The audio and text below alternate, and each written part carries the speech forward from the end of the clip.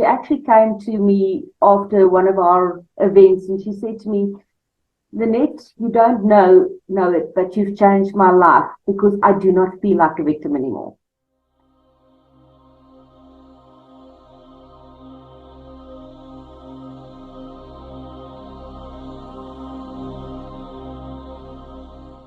Hi, Lynette. Thank you so much for joining us on the Spiritual Warrior Network. And I'm very excited to hear your story because I know you've done a lot of work in exposing violence against women and children and helping people to become more aware. And you've just done your 16 days of action against violence against women and children. So I just wanted to find out a bit more today about your story and why it is that you do what you do. Because, you know, it's all good that you do, but I know that everybody has a story to tell. So you tell me, what is it that you are actually, you know, what is it that drives you? Hi, Natasha. It's a very, very difficult question. I do what I do because it's important to me, and I've always, people have said to me, oh, you're a feminist, and I say to them, it's nothing special. I'm an ordinary woman that have met extraordinary women like yourself through what I do. I just do this because I actually don't want women to be victims. It's so easy to, in today's life, to just sit in the corner and say, you know, I'm a helpless woman. You can do to me what you want. I can't help myself. We have this mantlehood of victimhood that women are portrayed as in the, if you have a look at films and stuff like that. And for me, it's important for women to stand up for themselves. I don't have a special story. I've just always been, since I think age that I can remember, not standing back for anybody, being myself and saying that it's important to be yourself, but not to give in to anybody else. It's a sort of a strange thing. As I said, nothing specifically, and I can't even speak today, specifically happened to me, but I became involved in firearms through my husband, started doing sport shooting, and that's something that I know. I know a lot about firearms. I do firearms training now. It's one thing that you can help to defend yourself, but that's not the defining thing. It all starts here, about how you see yourself. And I never knew that I could actually change the way women think about themselves. It is so important that you think that you're strong and not being a victim. Yeah. So yeah. Well, you've seen a lot, hey? Especially with these last few videos, and I watched a few of them, and that actually got me going, you know, quite sad because it kind of feels like you're up against a mountain. What is your experience with that? I've never seen such brave women, and most of the ladies that I've interviewed in the last 2 years, some of them have got absolutely horrific stories. What is positive for me is out of 9-10 of the stories is that the women actually stand up and they fight back, and that is part of the healing process. There was one lady, and that I interviewed last year, and I don't think she's ever going to stand up. She's always going to be a victim, and that one still stays with me, because when I spoke to her, she was just so angry. She didn't understand she was raped by several men. All of them are out of jail now, and her life has been ruined. And what bothered me about that one is that she was so angry that she will never actually get out of that anger. And it's for me important to see this lady stand up. I look at some of the ladies that I've interviewed, and that trauma and the sadness will always be there. It's not going to change. But they are trying to help other victims. You have to go get on with your life, and it's, some people say, oh, just get on with your life. It's not that easy. All you can do is change and help other people. And I think that's what I'm trying to do. I'm trying to instill with women that they do not need to be victims. I think I don't have many defining moments that I can say a specific thing happened and it changed things.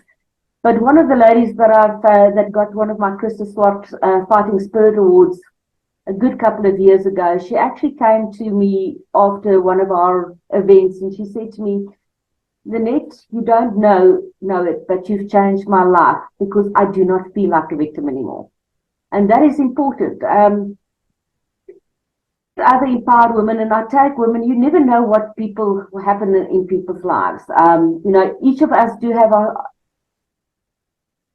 sometimes people put this brave face up, and only some of the ladies that I work with, only like 3 to 5 years later, they will say to me, I've joined Girls on Fire because of this.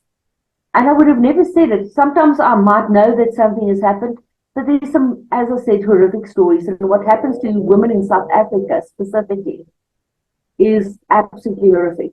I spoke to some, I think it was Mark Bordays recently, and he talked about somebody that came in late for work, one of his workers, and she said, I asked her why she's late, and she said, I've just been raped, but I'm here.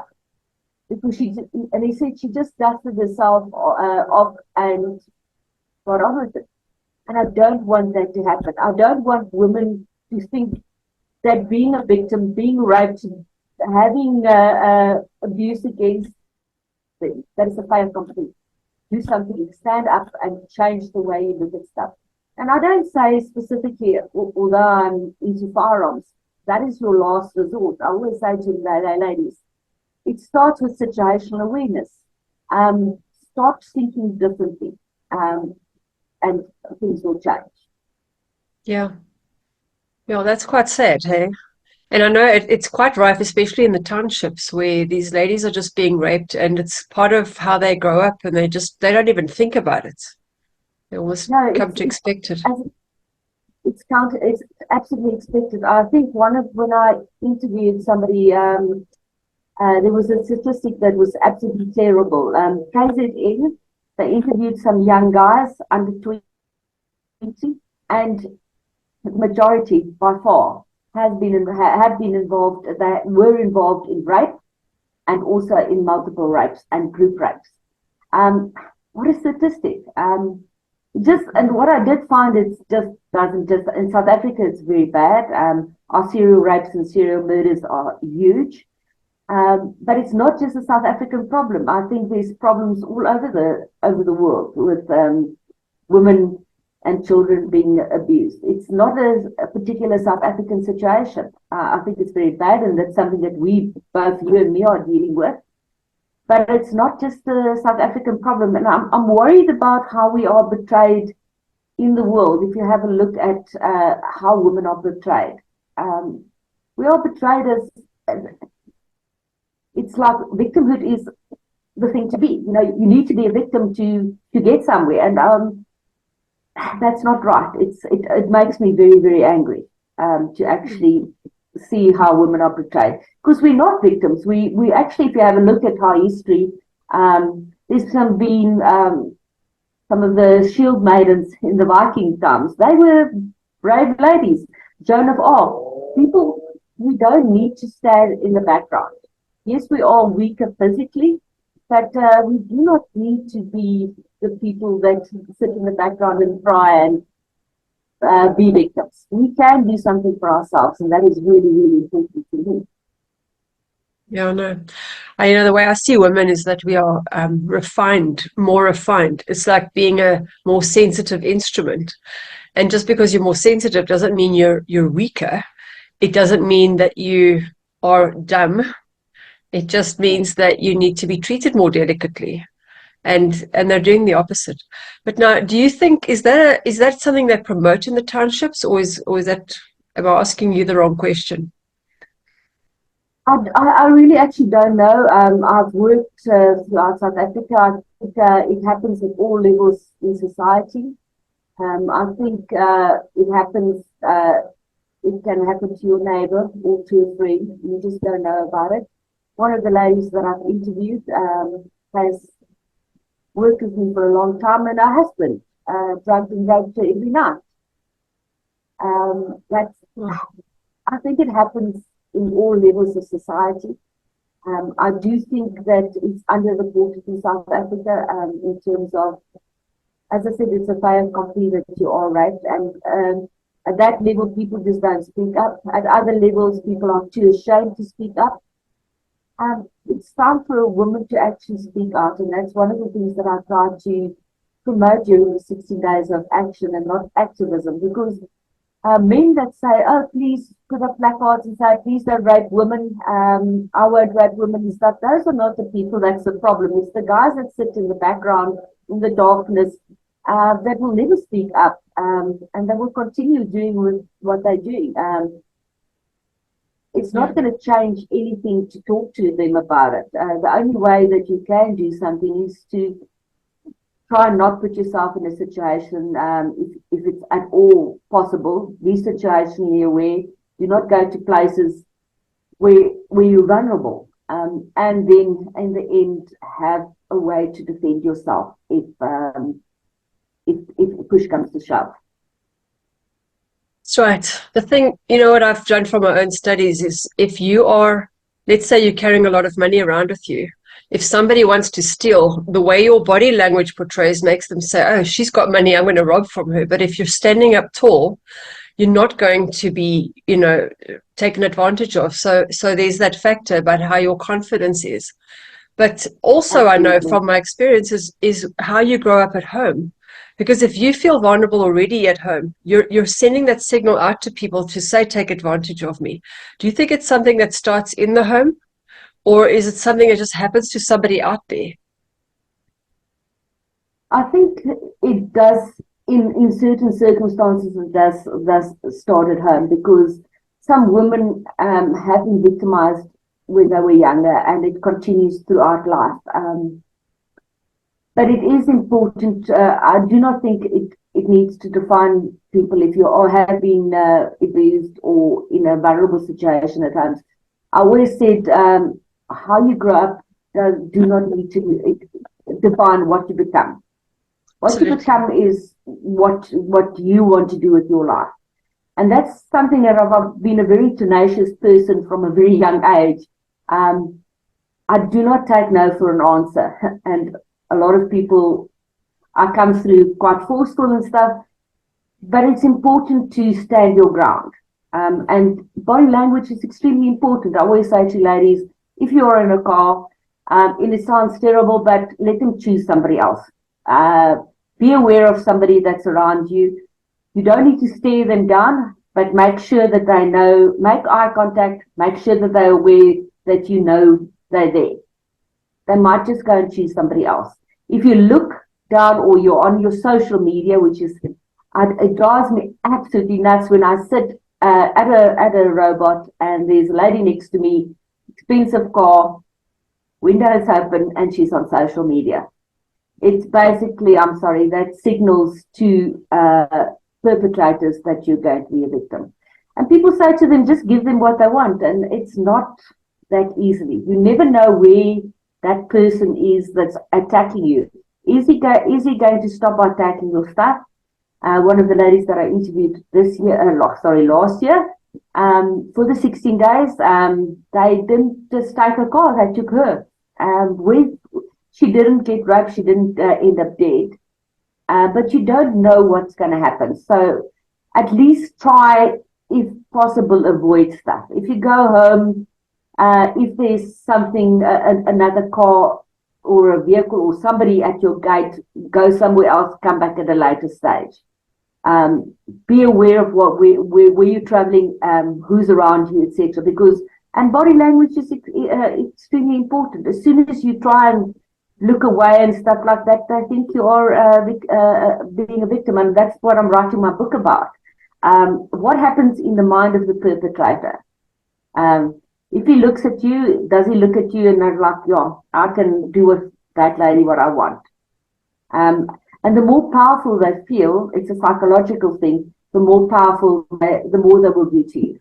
And that's unfortunately what we're dealing with.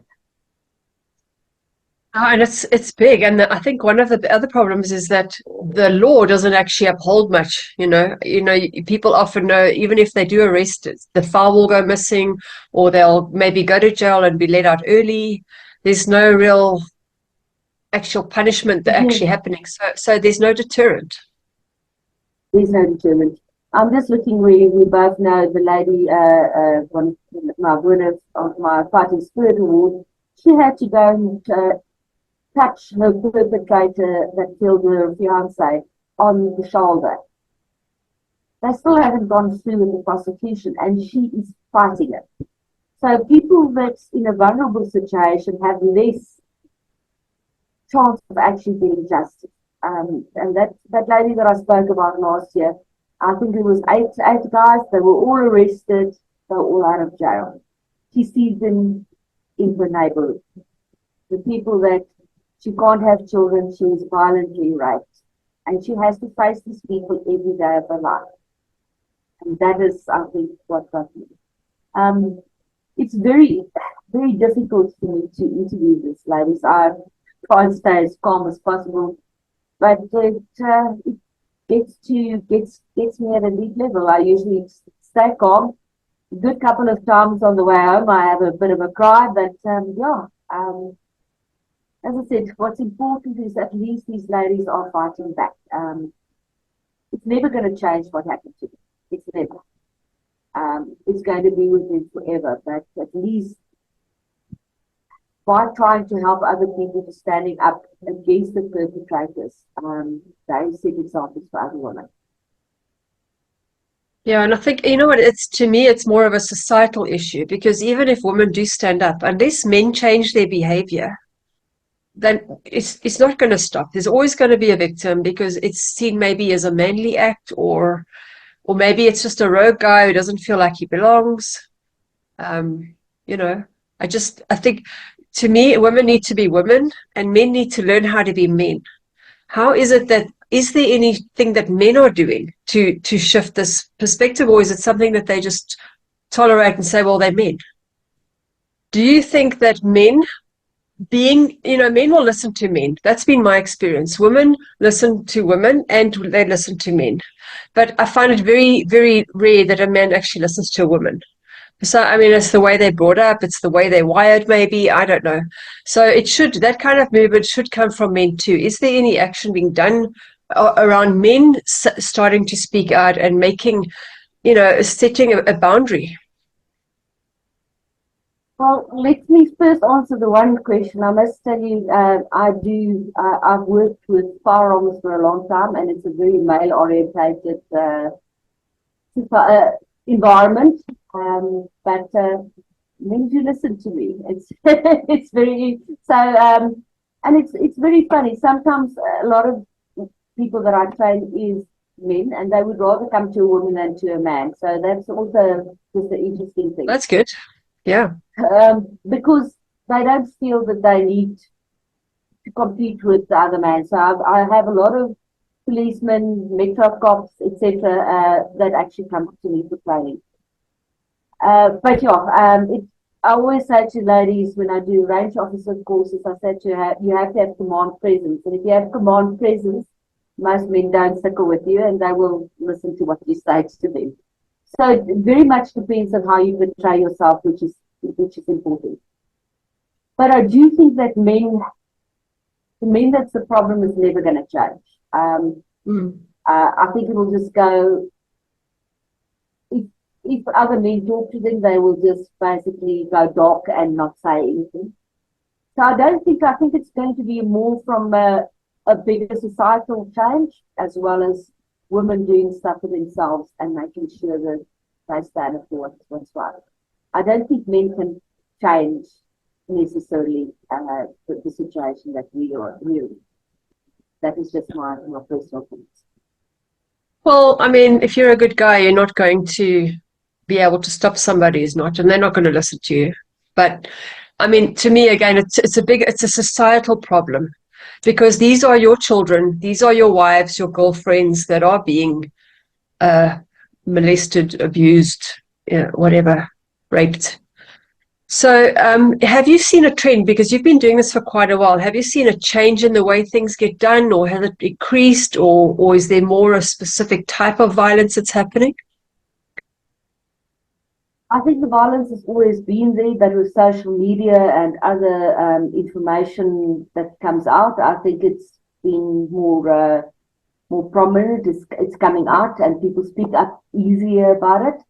I do think that lockdown has been very bad because people were locked up in very small, with the perpetrators in a lot of cases if it was abuse from home.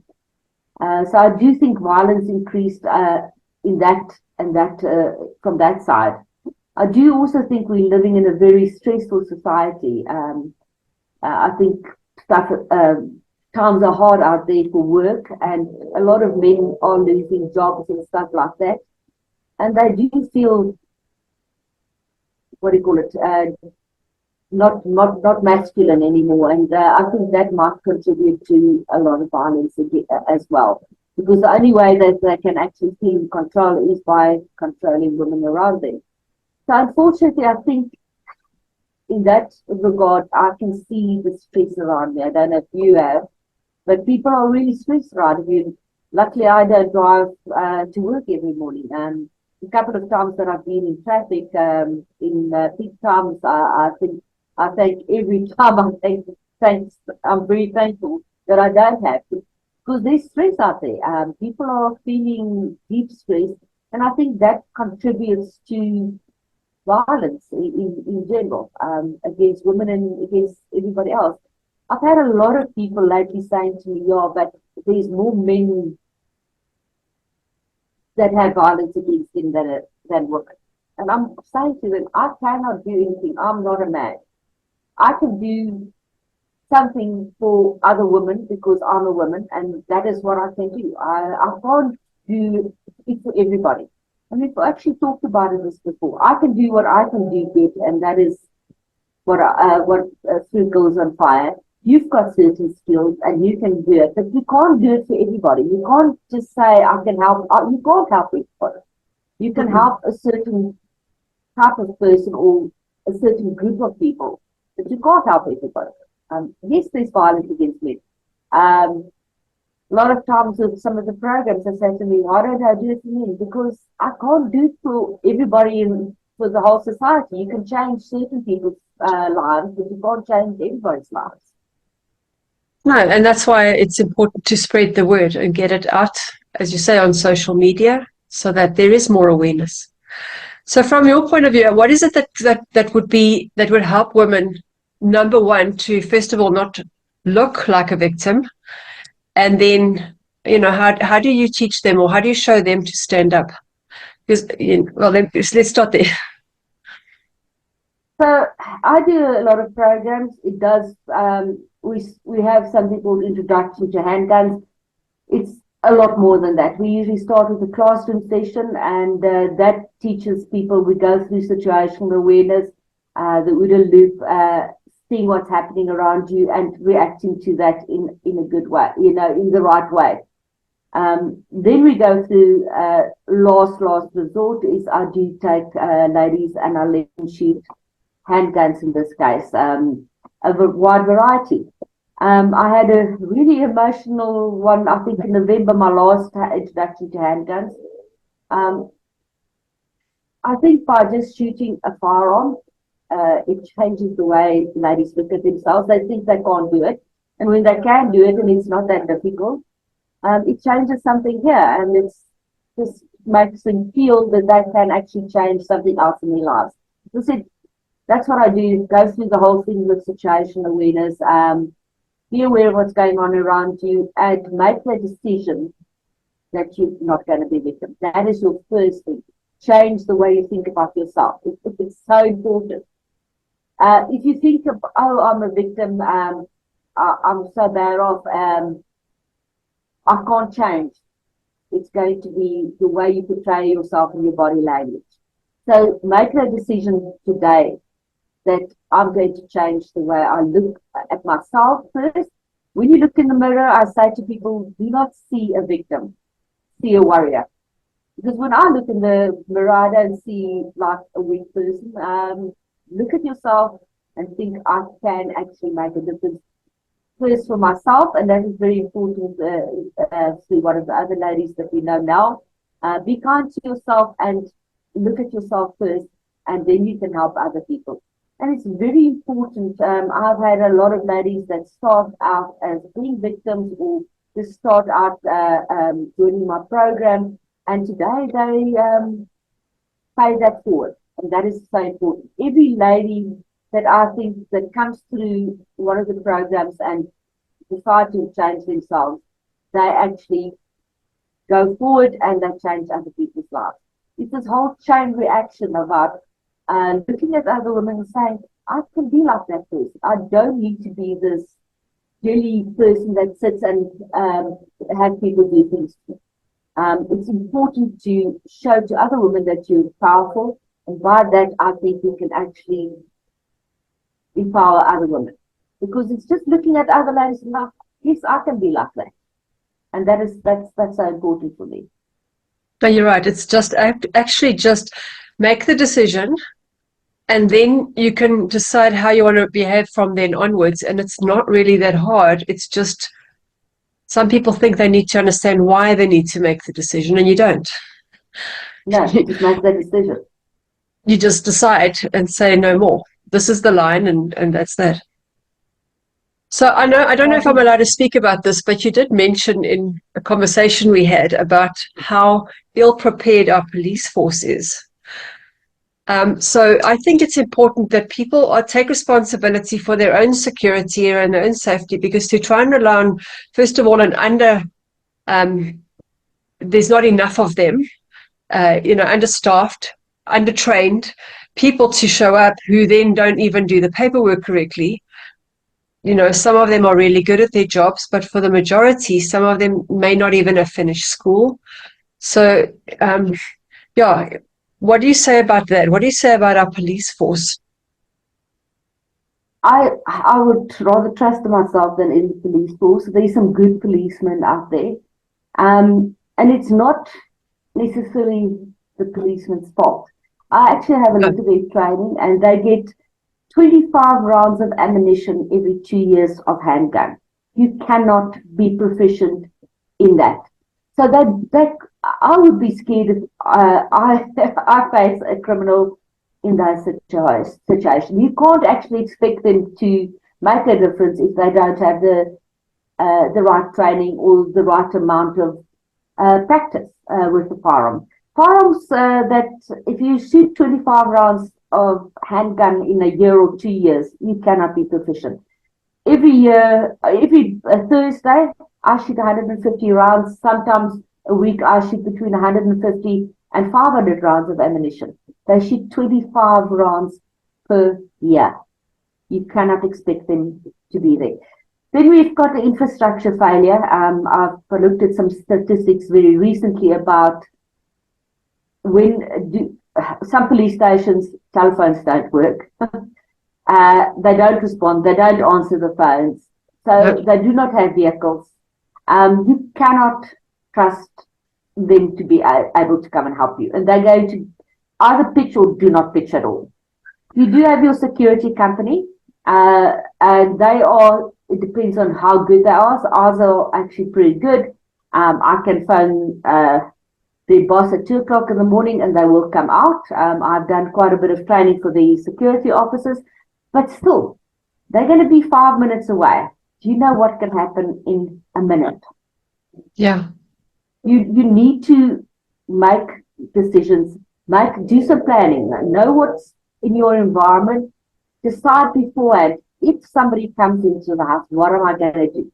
How am I going to secure myself until I can get my security company in or somebody to help me?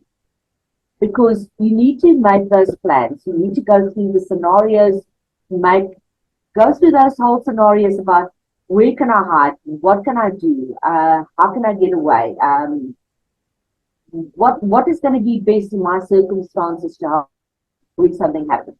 Because I don't think you cannot, unfortunately, the police is not going to be there. Most of the time, and I always say that to the ladies, it's going to be you and your perpetrator. Who's going to choose the time when you're most vulnerable to actually attack you. They're not there to actually, they're professional. And it's Yeah. very interesting to see how professional they are. We had a home invasion 10 years ago, and both the perpetrators had bulletproof vests on. One was obviously very well trained. They do not come there if they get over your 2 meter high walls and the electric fences and stuff. They're not there to have a friendly conversation with. They're there to get something. And as I always say to the ladies, you do not know if they are going to just take your stuff, steal stuff, which is obviously the best thing. If they steal your stuff, are they going to stop by raping you, your child? Are they going to kill you? And you never know where they're going to stop. Are they going to kidnap you? Which is even worse, for women. If you look at, I've just discussed that with the other lady, human trafficking. If you're a very nice-looking young lady, they might decide to go and sell you to somebody else. Because human trafficking is a massive, massive problem in South Africa at this stage. So, you need to, when that person's in front of you, expect the worst and act that is going to do your grievous bodily harm. And you have to be able to defend yourself. As I said, you can't say, this guy today maybe he's having a good day and he's just going to steal my stuff. One of the other ladies that I interviewed this year, which really, really got me, is her young daughter, I think was 4 or 5 years old, begged with the perpetrators with her piggy bank, offering her piggy bank money. And they killed her husband in anything. These people feel nothing for you. You need to think about yourself and your family. That is the most important. Yeah, I think proactive is the way to go, because when it's too late, your brain, first of all, isn't thinking straight. So if you can already get yourself prepared, I mean, they teach you that in first aid. It's not if, it's when. And when I know that if your heart rate goes up to a certain beats per minute, you actually lose fine motor coordination in your hands. Mm-hmm. So you need to keep training yourself. I think it was Malcolm Gladwell that said that people couldn't actually dial 911, which is easy to do, because they couldn't control their finger on the dial because of nerves. So if you can train yourself to do that kind of thing, then it's just programmed into your body to know how to do it. And I know even when I crashed my car, I couldn't access my insurance phone number on my cell phone. And I was calm, but I couldn't think. My brain was totally blank. And I think that's so important. Survival mode. Yeah. Absolutely. And that's, if you do have a firearm, that's what I say to ladies always. It's a mechanical object that evens the playing field with the bigger attacker. But if you don't know your firearm, you're not going to be able to use it effectively. Yeah. You have to get to a stage that you actually you do get something stoppages. That you actually, I've had a trainer and he had very flowery language that he used to say to us, but finish the fight and so fix the problem and get on with it. So it's not something that you need to know how to use the tools that you decide to use, and that it comes with at that sub level of your brain. So that and that's why sport shooting is so good. People say, "Oh, it's just sport shooting," but every time you hear the buzzer, something happens because you have a little bit of an adrenaline dump, and you have to deal with that adrenaline dump, and that is quite important. It doesn't come. Sometimes you find yourself. You have a plan to go through a certain course of fire, and suddenly that the buzzer goes, and you're standing there thinking, "What the hell am I doing here?" You need to do stuff on that submotor function so that you can just get stuff done. So when something happens, have a plan. If you have a look, for example, in a restaurant, I know a lot of people that do carry firearms for self-defense. And you can always see them in the restaurants because when you have a big group of people and all of them are firearm owners and all of them are situationally aware, there's a scuttle for the back wall so that they can see what they look out to the front of the restaurant and they look for cover. because that's what they do. We've had a situation where we were sitting in a restaurant and a chap came in and very smartly dressed, and he didn't sit down. And we all saw that he actually had a firearm, concealed firearm. And you can see everybody shifting around and stuff like that. And it was actually a VIP protection guy. He didn't know we were there, but we were aware of what he was there. So we were very worried that he was actually gonna do something. But be aware of your surroundings. That's the most important. And then what people don't realize, we all have that spidey survival sense. If something doesn't feel right, it's not right. Just avoid. I've always said, sometimes I'm alone in a situation, you just don't feel safe. You don't feel safe, please do something about it. Take cognizance. Somewhere at that sub level, you know something is not right. Listen to that spidey sense. It's really important. Yeah, that's quite interesting, that story, because he probably was. Do you think he was aware of the people at your table that they had firearms? Not at all. So he wasn't actually even situationally aware himself. He wasn't. Our waiter that knows us quite well, that's the restaurant that we used to go to a lot, and he said to us, no, fine, he's with that guy.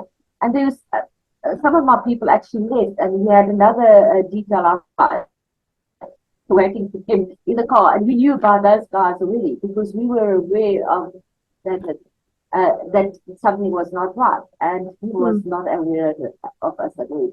As I said, our waiter came to us and he saw us all looking at him, and he said, no, don't worry, that guy is with the other guy sitting down, he's VIP protection. He was totally unaware of what was going on around him. So maybe he was just too arrogant. Yeah, pride comes before a fall. Absolutely. So I know that a lot of burglaries are actually planned. They're not just a, spur of the moment thing. So what would you say to people about their coming and going home? Because even that they're not aware of, And often it's an inside job. How do you even know that your staff aren't behind it? And how many people even know their staff? Very, very important, because a lot of times it's our inside jobs, and we're all creatures of habit. At a certain time, we leave at a certain time. The only thing I can say is, if something is different in your environment, take note of it. I think you met my Rottweiler, Marotti, and it was very interesting for me as a pup. Even now, if something changes in my garden, he notices straight away. So he would go and investigate because he knows his environment. So know your environment. If something looks different, then act accordingly. Do not listen to that. So I've seen a couple of times people, if you see a car behind you, notice what cars are behind you. If somebody's at your gate or over the road from you, be aware of it. Do not have big bushes on your pavement that somebody can hide behind. Just make sure that you know your environment. If something is different in your environment and you're not sure about it, act accordingly. Because people are watching you very carefully, and it's their job. I've always said to people, if they just use that energy that they put into actually robbing people, and because they put a lot of energy, it's not just the haphazard stuff. 90% of the time, it's not somebody that just decides to steal your purse and stuff. They work at it. If they just worked at it in a different way, they could actually be very successful. But there is, unfortunately, people are out to get you. You've worked hard for stuff and other people want it, and they do think that they can have it. So make it as difficult as possible for them to actually, for them to get you. That's the only advice I can give. Yeah, especially in this country. So I just want to go back. You were mentioning about human trafficking being quite big. I don't hear or see much on the news or anything about that. Is it really prevalent here, and why don't they talk about it? I don't know. So one of the prosecutors, the senior prosecutors that I interviewed for the 16 days, and it's big. I also is it an increase? She says yes, and she deals with it. and people don't speak about it.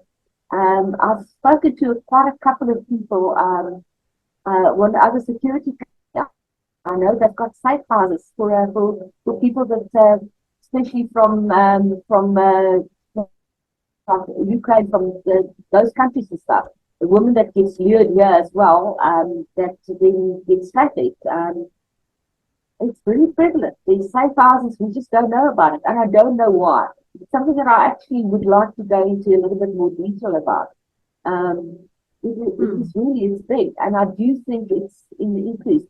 That and that's what if I talk to people that deals with this kidnapping and human trafficking, that's usually on the increase at this stage in South Africa. It happens around us and we don't know about it.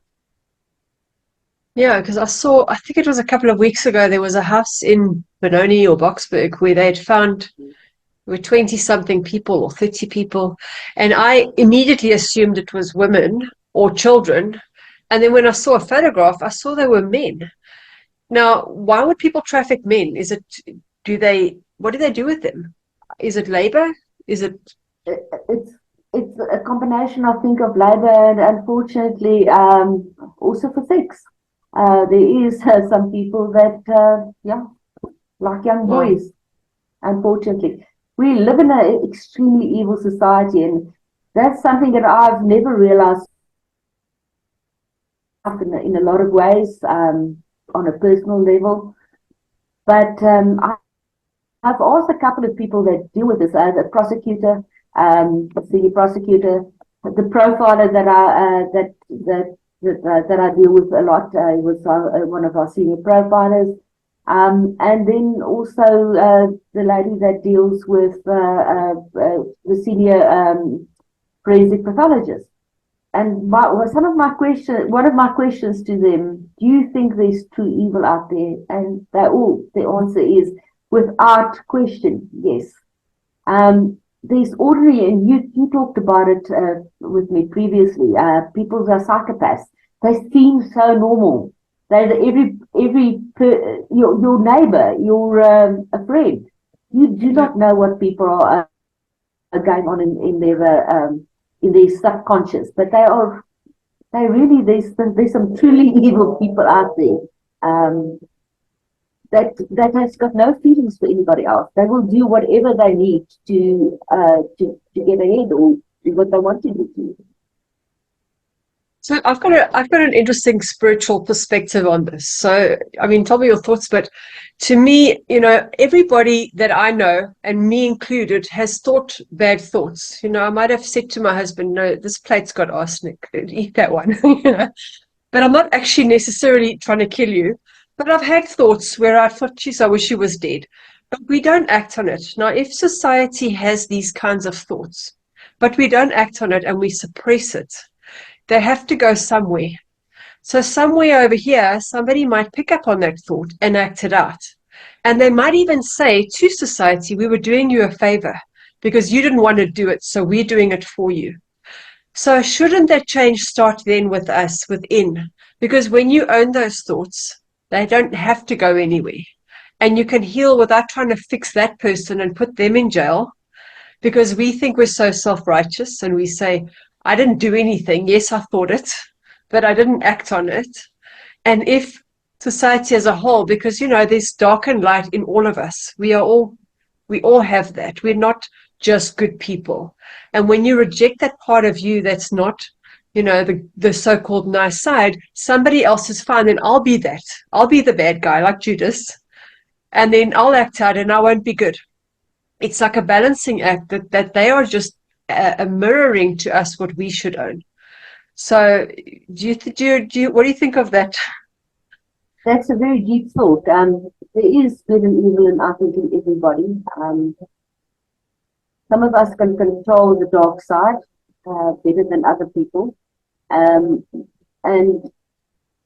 I do think that psychopaths, they have no feelings. So I think, it's all about leveling out and making, controlling your life. It's again that decision that you make, and it's not a for me. It's not a religious thing. It's something that's deep within yourself.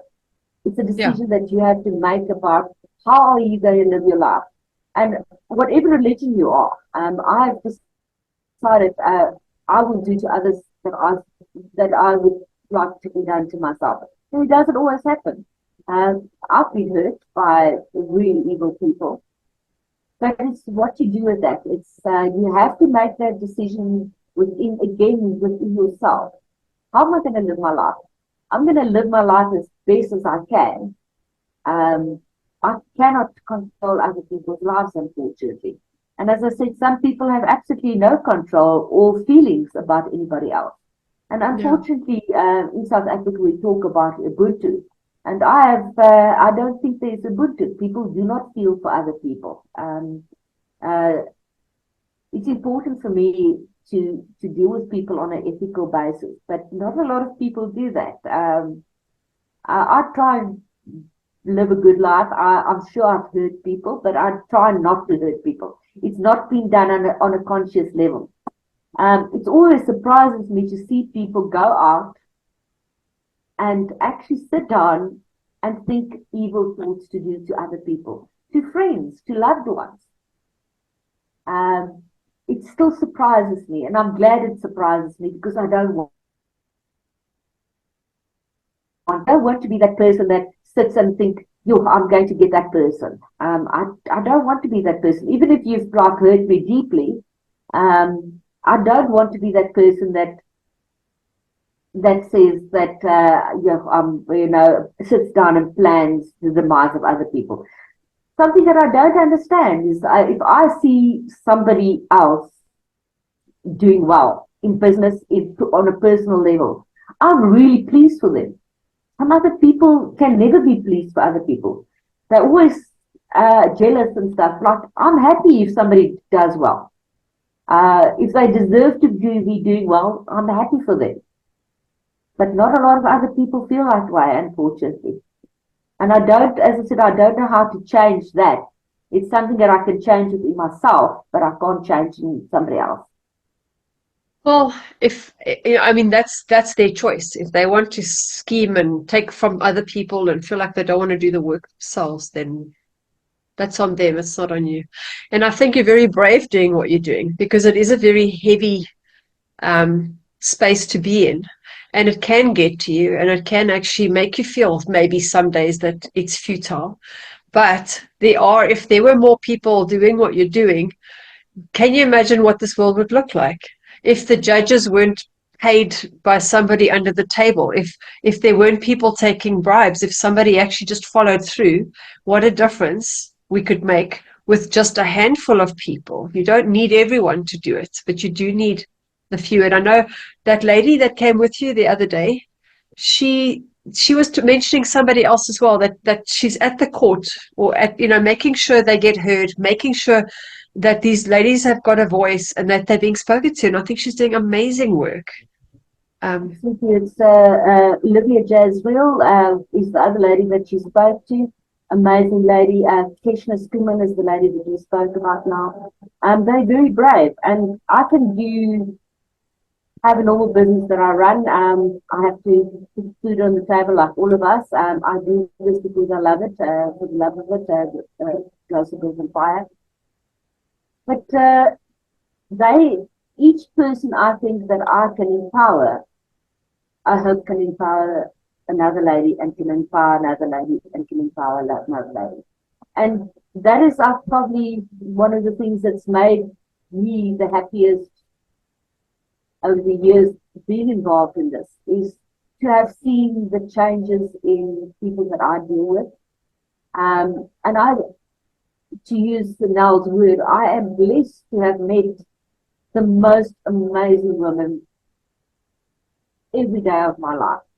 I get tears in my eyes because there is amazing people around us, and I hope I can make a change in their lives, and in turn they can make a change in other people's lives. It's important. Yeah. Well, I salute you too. The same to you. Yeah, you do amazing work, with Natasha. And as I said, we all do different things. You've got a calling, I've got a calling. And by putting all of these callings together, we can make a difference. Correct. And everyone has their role to play. You know, to Absolutely. me, you can't all be the chief. There has to be Indians. There has to be a cook. There has to be a joker. There has to be a Absolutely. musician. Yeah, So tell me, absolutely. where can people get hold of you? So they can have a look at the Facebook page, which is Gosa Girls on Fire, or they can email me at girlsonfire@gosa.co.za. But yeah, please join us, and I always say to the people that's involved, welcome to the code of warriors, because we're all warrior women, and we can make a difference to other people in our lives, not just women. So I know from somebody that did your firearms training, she said it was the most amazing experience she had. She's never felt so supported.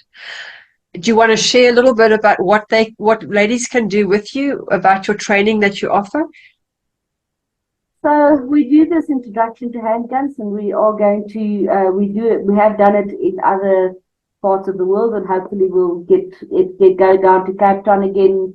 Um, March this year, we do it in Durban, etc. So that's our introduction to handguns, um, and that is what I think you're talking about. It is. I've got the most amazing ladies. All of the people that do the firearm training and stuff is women. Some of them started as participants, and they are now fully fledged range officers trained professionally. Uh, amazing ladies, and there is no bad feelings. I think we had a French news crew, and they said they've never seen anything like this, because there was no bitchiness, which sometimes happens with women. Everybody was there to support everybody else, and it is an amazing feeling. I'm so proud to actually look at. I usually stand back and I let the ladies do the training, and I'm so proud of everybody that's involved in this program. I could not do this without the support of them. Once a year we have the Top Shot, and hopefully you'll come this year. It will be in August again this year. It gets booked out within 48 hours. I usually train about 100. We have a competition for 160 ladies. You don't have to have touched a gun before. You do 9 different stages, different firearms. Most of the men want to put on dresses because some firearms they have never shot in their lives before. We ended up with a gala event where I give my Christmas SWAT Fighting Spirit Award out. During the 16 days, we usually interview ladies. And we have a variety of other programs that people can get involved in. We're actually meeting with some of my ladies to plan the year ahead, and hopefully we'll do a lot of things this year. But watch social media, as I said, Goes on Fire. Join the Facebook group, and all of our programs are usually advertised on there. Yeah, and you've also got an amazing YouTube channel, so I'll list that on the link below as well. So where is your annual event? Is it in Johannesburg? It's in Johannesburg. I know people want me to do it elsewhere as well, but I just can't. Maybe if things, it's all about funding. I think we've got about a 1.4 million rands worth of funding for the, sorry, and that's my hearing too loud. Funding for this year, and it's not because, as I said, some people I joke about it, but some people are walking to their shops and they would say to me, "What do you want?" Like I would say, "I would like this," and I said to them, "Okay, you can have it. Will you leave now?" Because otherwise I go around and choose stuff that I use for prizes. So it's a very big, it costs a lot of money to do that event. Hopefully we can expand that later. It's in Johannesburg. Well, we hold it at and hopefully we'll do it again in August during Women's Month last Saturday. It's the last year we did it at Wattle Springs, which is in Bronkhorstspruit, Pretoria East Side. Hopefully we'll do it again there. I'm going to chat to them in the next month to actually book the venue. Awesome venue. You shoot anything from a 50 cal The ammunition is about this big. It's a huge caliber. You shoot some tight pigeons. You do sea gun nation. You shoot field challenge and all kinds of other stuff. And in the evening, we usually have a really lovely gala event with a three-course meal where we announce the Christmas SWAT Fighting Spirit Award winner. If you know a lady that's fought back, I don't think necessarily winning the fight, but she fought back, let us know about it and put the nominations in for this year. We had amazing winners last year. As I said, I'm in awe of the caliber of women we have in South Africa. There's amazing women, amazing strong women. So, yeah. No, I agree. No, I think it's an amazing initiative, and maybe somebody else you can teach them and they can take it forward and, do it in other areas as well. Because I think more people need to learn, like you say, to be proactive, whether it's firearms or martial arts or whatever that self-defense is, but a go-to place so that you don't buckle and, allow them to just carry on. Because maybe if you stop them, they'll stop at some point as well and realize they're cornered. My plan is to actually get other people involved, because I have been invited. I've got some people in Cape Town and, of all places, Toasrefie, that's asked if we can actually start some programs there. For me, it's important to just, I've got some branch offices already in, for example, in Durban and in Cape Town, so I just need to get it off the ground. But it's the balancing act between running my business as well as doing this. So sometimes you just can't do it alone. I've got some amazing ladies, so they're going to have to be strong this year, and that we can all move forward. Well, like you said, you can't do it on your own, but you can show people how to do it, and then they will learn that way too. Absolutely. I think it's great. Lynette, thank you. It was a pleasure talking to you. If there's anything you want to share that I haven't covered. Thank you very much. You're an amazing lady, and I think you're also one of the warriors. I've met a couple of you. You call yourself a spiritual warrior, which I think you are. And actually, Olivia, which is one of the other ladies that I work with closely, that goes to court. She's actually got it's very interesting to see a tattoo on her arm here saying warrior. So yes, we are all warriors in a different way. Find out what your strength is and be a warrior in that area. Yeah, I love that. Thank you. Well, you have a blessed day, and it was great talking to you, and I'll catch up with you soon. Here. Thank you very much, Natasha. You're welcome. Have a good day. You too. Bye.